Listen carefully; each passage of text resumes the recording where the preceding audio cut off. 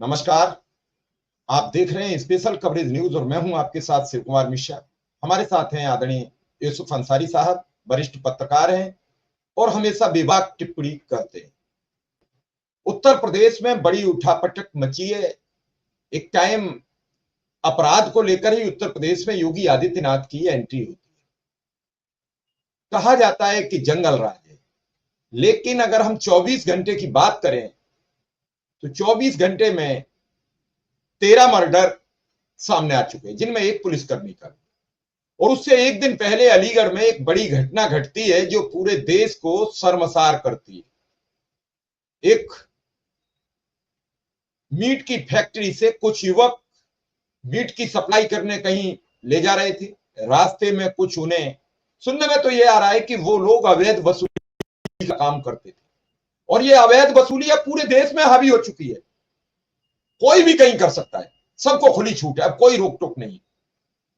और इस अवैध वसूली के चक्कर में 3 युवक मरते मरते बचे हैं, मरते मरते इस समय अस्पताल में जिंदगी मौत की जंग लड़ रहे। कहां है कांग्रेस पार्टी, कहां है समाजवादी पार्टी, कहां है बहुजन समाज पार्टी, कहां है ओम प्रकाश राजभर, कहां है संजय निषाद, कहां है अनुप्रिया पटेल, जो माइनॉरिटी के वोट के कंधे पर पांव रखकर सदनों में जाते हैं। केवल इस देश का एक नया दल जो निकल रहा है, चंद्रशेखर आजाद, वो उन लोगों से मिले। तो यूसुफ सर, जानना चाहता हूं कि आखिर वोटों के वक्त सबको याद रहती है और जब मरने पिटने की नौबत होती है तो कोई साथ क्यों नहीं खड़ा होता? नहीं मुशरत जी, जिसके बारे में आपने पूछा कि साथ ये कहाँ है वो कहाँ है, उससे बड़ा अहम सवाल यह है कि संविधान कहाँ है, न्याय व्यवस्था कहाँ है, पुलिस कहाँ है, ये कहाँ है। ये तो संविधान की शपथ लेकर बनते हैं ना। कहाँ है पुलिस?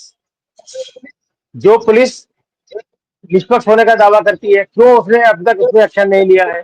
न्याय व्यवस्था कहाँ है? क्यों हाईकोर्ट ने अभी तक इस पर संज्ञान नहीं लिया? और जो संविधान को बार बार ये दावा करते हैं टीवी पर इंटरव्यू में बैठ के साथ देश संविधान से चलेगा, शरीयत से नहीं चलेगा, तो कहाँ है संविधान? सवाल तो ये है ना। ये जिन लोगों ने, जिस भीड़ में इन 3 युवकों की पिटाई की और उन्हें मरणासन स्थिति में छोड़ दिया, उस भीड़ में से एक भी आदमी निकलकर उन्हें बचाने नहीं आया। जबकि पहलगाम में हमने देखा कि जब आतंकवादी गोली चला रहे थे तो वहां एक आदमी अपने पर्यटकों की जान बचाते हुए खुद को उसने शहीद कर दिया। उसने कहा पहली गोली हमारी लगेगी और तब हम आपको कोई आंच नहीं आने देंगे। इस भीड़ में से कोई आदमी नहीं निकला जो संविधान की रक्षा की बात करता हो, जो इंसानियत की बात करता हो। ये सब शैतान थे। इन शैतानों के लिए कहाँ है वो चौराहा जहां इनको फांसी का फंदा मिलेगा या यमराज खड़ा हुआ मिलेगा? कहाँ मिल रहा है यमराज खड़ा हुआ? सवाल तो इनसे पूछिए ना जो सत्ता में बैठे हैं। विपक्ष का काम तो, आपने जिनका नाम लिया, कांग्रेस उत्तर प्रदेश में नाम चारे की पार्टी रह गई है। बीएसपी बिल्कुल खत्म हो चुकी है। समाजवादी पार्टी आवास भी, सरकारी आवास भी खाली कर दिया है। हाँ, सुनने में आया। तो ये तो इनका तो मकसद कुछ और होता है, राजनीति माने का, वो पूरा हो चुका है। सवाल तो ये है कि भाई संविधान से देश चलेगा, प्रदेश संविधान से चलेगा, तो वो संविधान कहाँ है? उस संविधान के तहत बने हुए कानून कहाँ है? क्यों एक तरफा कार्रवाई हो रही है? और क्या समाज में बोलने वाले लोग? तो ये सब चीजें तो आपने बहुत महत्वपूर्ण मुद्दा उठाया है। चंद्रशेखर आजाद वहां गए, घायलों से मिले और उन्होंने कहा कि वो इस मुद्दे को उठाएंगे और न्याय तक पहुंचाएंगे। लेकिन एक अकेला आदमी कहाँ तक लड़ेगा, कब तक लड़ेगा? दूसरी बात यह है कि ये कैसी व्यवस्था है कि अभी तक इसके खिलाफ कोई आदमी खड़े नहीं हो रहे हैं? जो आवाज उठनी चाहिए, किसी का जमीर नहीं जाग रहा है। क्यों नहीं जाग रहा जमीर? इसलिए नहीं जाग रहा कि साहब जिनको पीटा गया, जो मरणासन स्थिति में है, वो मुसलमान है। और देश में और खासकर उत्तर प्रदेश में या वहां जहां बीजेपी की सरकार है, वहां मुसलमान की जान की कोई कीमत नहीं है। उन्हें कहीं भी कोई भी उठा के मार सकता है, पीट सकता है, बेइज्जती कर सकता है, उन्हें नौकरी से निकाला जा सकता है, क्योंकि वो सबसे वल्नरेबल है।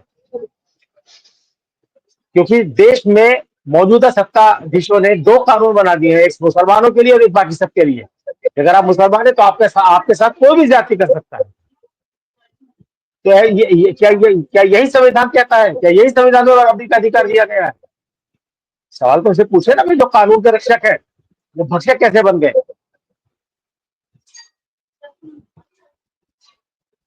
बड़ी बात कह रहे हैं आपकी, संविधान कहाँ है, पुलिस कहाँ है? बनी पुलिस तो है। अगर एक फेसबुक पर कोई माइनॉरिटी यानी मुस्लिम समाज का कोई व्यक्ति एक पोस्ट कर दे तो पता लगता है कि 3 घंटे के अंदर पुलिस खोज कर ले जाती है और जेल भेज देती है। बाद में कई लोगों को हाई कोर्ट, जिला कोर्ट, सुप्रीम कोर्ट ने बाइज्जत बरी किया है। अगर वो 3 दिन, 4 दिन, 5 दिन जेल में रहता है तो सोचिए कैसे उसका परिवार रहता होगा। कल मैं एक आपको घटना बता देता हूं, गाजियाबाद के सिपरा सन सिटी इलाके की है। एक लड़की हिंदू, एक लड़का मुस्लिम, पिछले 4 वर्ष से रह रहे हैं। कल वहां इलाके की एक बीजेपी की नेता जाती हैं, उस युवक का दुकान तोड़ दी जाती है, घर तोड़ा जाता है। उस युवक को और बेटी को भीड़ तमाशा देखती रही, पुलिस के सामने उसकी दुकान तोड़ी गई और उसके बाद पुलिस को दे दिया गया। लड़की ने कह दिया कि जाऊंगी तो मैं इसी लड़के के साथ जाऊंगी और अंततः देर रात लड़की को पुलिस ने छोड़ा, खबर नहीं है मीडिया में। और युवक को धारा 151 के तहत चालान करना पड़ा, क्योंकि जब लड़की ने बयान नहीं दिया तो पुलिस उसे बंद नहीं कर सकती, उसे कोई धारा नहीं लगा सकती। सोचिए कि अब उस युवक का क्या होगा। परिवार भयभीत है, डरा हुआ है, क्या होगा उस परिवार का, कहां जाए? मैं वही कह रहा हूं कि अगर आप संविधान से देश को चलाने की बात करते, चलना चाहिए, हर देश में संविधान सर्वोपरि होता है और संविधान, वही संविधान देश के नागरिकों को बराबरी का अधिकार देता है, जिम्मेदारियां भी तय करता है। अगर एक वयस्क लड़का, एक वयस्क लड़की साथ रहना चाहते हैं, वो चाहे शादी करें चाहे बगैर शादी के साथ रहे, अपनी मर्जी से साथ रहना चाहते हैं, तो कौन होते बीजेपी के नेता, कौन होते कांग्रेस के नेता, कौन होते किसी और पार्टी के नेता कि वो उन्हें अलग करना चाहे तो अलग कर दे? जब सुप्रीम कोर्ट ये व्यवस्था दे चुका है कि साहब इस तरह के मामलों में अगर लड़का लड़की साथ रहते हैं तो पुलिस का जिम्मेदारी है उन्हें प्रोटेक्शन देना, और अगर उनकी दुकान तोड़ी गई है तो इसका भरपाई कौन करेगा? सरकार की जिम्मेदारी है, सरकार संरक्षक है ना। यहाँ तो हमने देखा कि सरकार खुद ही कानून संविधान को उल्लंघन करने पर उतर आई है। सरकारें थोड़ी चल रही है, ये जो कुछ चल रहा है तो ये आप जानते होंगे।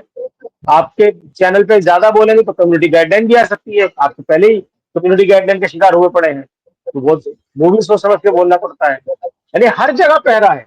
अरे कोई लड़का लड़की साथ रह रहे तो किसी बीजेपी के नेता को, कांग्रेस के नेता को, किसी और पार्टी के नेता को या किसी दूसरे आदमी को उसके निजी मामलों में दखल देने का अधिकार कैसा है? संविधान ने राइट टू प्राइवेसी का अधिकार दिया है।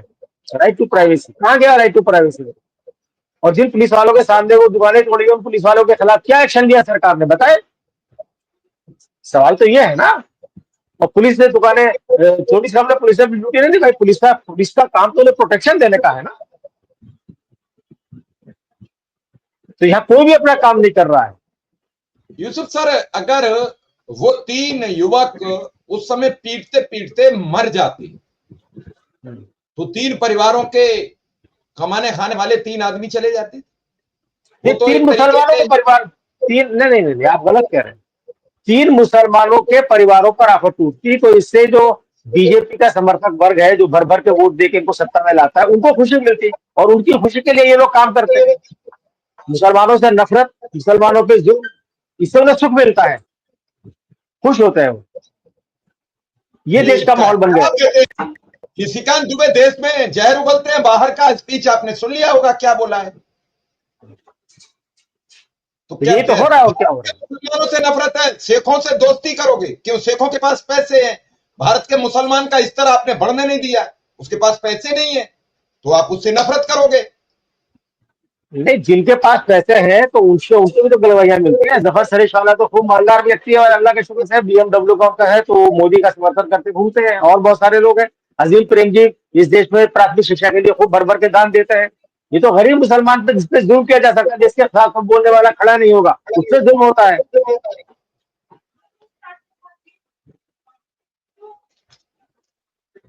ये जफर शरीफ वाला का शोरूम है वहां पर अहमदाबाद में, वो तोड़ के दिखाए बीजेपी वाले, आप शाम पर सस्पेंड हो जाएंगे। जुल्म तो गरीब पे होता है। मुंह देख के तमाचा मारा जाता है, मुंह देख के तमाचा मारा जाता है। कौन से गाल पे आवाज ज्यादा आएगी, कौन से गाल पर मारने से कोई कुछ बोलेगा नहीं। बिल्कुल बिल्कुल, यही है, इन युवकों को यही है। लेकर आपका क्या मानना है? आपने पूरी कहानी पढ़ी है, स्टोरी देखी है, एफआईआर देखी है, अब उनके खिलाफ क्रॉस एफआईआर भी हो गई। हो सकता है वो जेल भी भेजे जाएं, क्योंकि आपको याद होगा कि बनारस में एक मिश्रा जी थे, वो सपा समर्थक थे, भाजपा समर्थक दो लोगों ने उन्हें मारा, उनकी एफआईआर लिखी गई, और जब वो अस्पताल में अपनी जिंदगी मौत से जूझ रहे थे तो पुलिस गई, उन्हें अरेस्ट करके जेल भेज दिया। 15 दिन बाद उनकी जमानत हुई। पता लगा कि गलती तो उन्हीं की थी, सीसीटीवी फुटेज में पहला हाथ वही उठाते दिखे। अब आप मुझ पर हमला करने आए मेरे ऑफिस में, मेरे घर में, तो मैं हाथ भी नहीं उठाऊंगा। अगर उस सीसीटीवी में मेरा हाथ पहले उठ गया तो इसका मतलब मैं मार रहा हूं, और उन्हें कई गंभीर धाराओं में जेल भेजा गया। तो क्या ये युवक भी जेल जाएंगे अस्पताल से? बिल्कुल जा सकते हैं, बिल्कुल जा सकते हैं। अंधेर नगरी चौपट राजा वाला मामला इस देश में बन चुका है। देश हो या प्रदेश की सरकारें हो, यहाँ कोई संविधान के हिसाब से नहीं चल रहे हैं। आप और मैं भी जेल जा सकते हैं, उसमें क्या, वो तो युवक है। आप और हम भी तो बात कर रहे हैं ना संविधान की और सच्चाई की। आप और हम भी जेल जा सकते हैं, हमारे ऊपर फिट केस बनता है कि हम सरकार की मुखालफत कर रहे हैं बैठ करके। मुझे आप मुझसे पूछ रहे हो, मैं आपको जवाब दे रहा हूँ, और संविधान की हम बात कर रहे हैं। तो जो संविधान की बात करेगा, संविधान, देश को संविधान से चलाने की बात करेगा, सवाल उठाएगा, वो जेल जाएगा। इसमें क्या है भाई? अली खान महमूदाबाद के साथ क्या हुआ, उन्होंने ऐसा क्या लिखा था? ये सब हो नहीं रहा। कर्नल सोफिया कुरैशी के परिवार को फोन करके प्रशासन बुलाता है कि कल पीएम का रोड शो है, आप वहां आइए, और वह पीएम उन्हें देख के हाथ हिलाते हैं। ये क्या ड्रामा है भाई?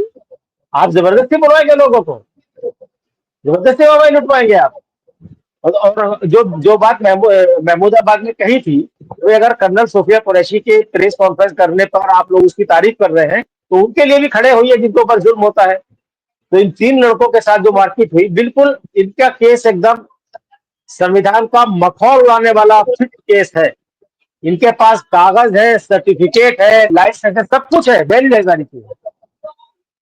उसके बावजूद भीड़ को ये अधिकार किसने दिया कि वो किसी को भी रोक के उसका आधार कार्ड चेक करें, उसकी आइडेंटिटी चेक करें? आइडेंटिटी चेक करने की जिम्मेदारी पुलिस की है या किसी ऑफिसर की है, जो वो भी किसी ऐसे मामले में जहां कोई क्राइम होने का अंदेशा हो। अगर भीड़ को, लोगों को ये लगता था, जो तथाकथित गौरक्षक थे, ये दावा करते हैं कि भाई इसके अंदर भैंस का गोश्त नहीं है, गाय का है, तो वो आप पुलिस को बुलाते, पुलिस जानकारी लेती, पुलिस करती। ये क्यों अपने हाथ में कानून के लेने वाले लोग कौन है लोग हैं? और इन्हें अपने हाथ में कानून लेने की इजाजत कौन दे रहा है? और अगर जब ये कानून अपने हाथ में ले रहे हैं, तो उसके, इनके खिलाफ एक्शन क्यों नहीं हो रहा है? किसकी क्या नहीं हो रहा है? आप समझ रहे हैं इस देश में क्या माहौल बन रहा है? तो ये सब चीजें जो है, ये एक लोकतांत्रिक देश की सेहत के लिए सबसे खतरनाक चीजें हैं। ये मैं बार बार एक बात कहता हूं कि इस देश के सत्ताधारी जो है वो धृतराष्ट्र बन चुके हैं, और जनता, जिन्होंने उसे सत्ता पर बैठाया है, उस जनता ने गांधारी की तरह अपनी आंखों पर पट्टी बांध ली है ताकि उसको कुछ दिखाई ना दे। और इस देश में ऐसा माहौल बन गया है कि सब मुसलमानों के खिलाफ इतनी नफरत फैलाओ, इतना इन्हें बदनाम कर दो, हर चीज के लिए इन्हें जिम्मेदार ठहरा दो, इनका नाम लेने से घिना आने लगे, इनके रोजगार। दिल्ली एनसीआर की जो बड़ी सोसाइटीज है, वहां मुहिम चल रही है बाकायदा मुसलमानों के बाइकआउट की। जहां मुसलमानों को नौकरी पे नहीं रखना है, काम पे नहीं रखना है, काम नहीं देना, इनसे सब्जी नहीं खरीदनी है, इनके रिक्शा में नहीं बैठना है। अब जोमेटो और स्विगी के अगर ऑर्डर लेने वाला मुसलमान आता तो उसको मना कर दिया जाता है। रैपिडो या ओला बाइक पर अगर कोई मुसलमान दिखता है, उसको, इस तरह के तमाम केसेस होते हैं। बहुत सारे केस मीडिया में आते हैं, बहुत सारे केस मीडिया में नहीं आते। इसका क्या मतलब है? जहाँ दिखता है कि छोटा आदमी रोजगार कर रहा है, उसका रोजगार बंद कराने की कोशिश की जाती है। इसका क्या मतलब है? इसका ये मतलब है ना कि जो जो जो जहर भरा जा रहा है, उसका वो अब उगलना शुरू हो गया है। और अच्छे खासे पढ़े लिखे लोग, जो जिम्मेदार लोग हैं, सरकारी नौकरियों में अच्छे पदों पर बैठे हैं, बिजनेसमैन है, अपने आप को समाज सेवा सेवा बताते हैं, वो इस तरह के घृणित कामों में मुलविस है। ये शर्म की बात है, शर्म की बात है, इंसानियत के खिलाफ है, संविधान के खिलाफ है। जो हमारी सामाजिक परंपरा रही है, सांस्कृतिक परंपरा रही है, उस सब के खिलाफ है। लेकिन ये सब खुलेआम हो रहा है, संविधान का मफर उड़ाया जा रहा है, और संविधान को अक्षुण्ण रखने की शपथ लेने वाले लोग जो है वो मजा ले रहे हैं बैठ के, ऊंचे ऊंचे पर बैठ के मजा ले रहे हैं, सब तमाशा देख रहे हैं। देश को बर्बादी की तरफ धकेल रहे हैं। इसका इलाज यही है कि जनता जागे, जनता खड़ी हो। अगर उस भीड़ में से 4 लोग निकल करके आते कि भाई क्यों मार रहे हो आप इन्हें, ये जो लोग तमाशा देख रहे हैं तो उनमें से निकल कर आते तो उनकी वो हालत नहीं होती, आप अस्पताल में जिंदगी मौत से नहीं जूझ रहे होते। लेकिन किसी ने हिम्मत नहीं दिखाई, किसी ने हिम्मत नहीं दिखाई। पहलगाम में तो लोगों ने हिम्मत दिखाई, और जो लोग फंसे हुए थे उनकी मदद भी की, उनसे पैसे भी दे दिए। तो आप अपना आचरण देख लीजिए, आप क्या है, किस तरह का आचरण हमारे समाज का हो गया है। विदेशों में हमारे विदेशों में कितनी खिल्ली हो रही है, कितनी मजाक हो रही है इस सरकार के इस तरह के हालात की, आपको अंदाजा नहीं है। आप बिल्कुल ठीक कह रहे हैं कि हम देश के मुसलमान से नफरत करके विदेश के मुसलमान को गले लगाएं, ये कल्चर चला है भारत का। और इस देश की छोटी मोटी जनसंख्या नहीं है, मुसलमानों की एक बड़ा तबका है, दूसरी बड़ी आबादी है भाई, दूसरी बड़ी आबादी है, और दूसरी बड़ी आबादी है। 30 करोड़ का आंकड़ा पार करने जा रही है, और 30 करोड़ लोगों की बात सुनने के लिए एक सरकार राजी नहीं। उनके साथ कुछ भी होता है तो और जोर शोर से प्रदर्शित किया जाता है। दोपहर तक तो उस पलटी हुई गाड़ी की तस्वीरें इस बात से सोशल मीडिया पर शेयर की जा रही थी कि गौ तस्कर पकड़े गए, गौ मांस ले जाने वाले पकड़े गए। वो तो शाम होते होते कुछ तस्वीर बदली, एफआईआर हुई, प्रशासन दबाव में आया। लेकिन क्या इन युवकों को न्याय मिलेगा, ये सवाल कब फाइनल होगा, इसका जवाब कब मिलेगा, हमें प्रतीक्षा रहेगी। और यूसुफ सर, आपने बड़ी बेबाक बातें की, इसके लिए आपका बहुत बहुत आभार, बहुत बहुत धन्यवाद जी। बहुत बहुत धन्यवाद।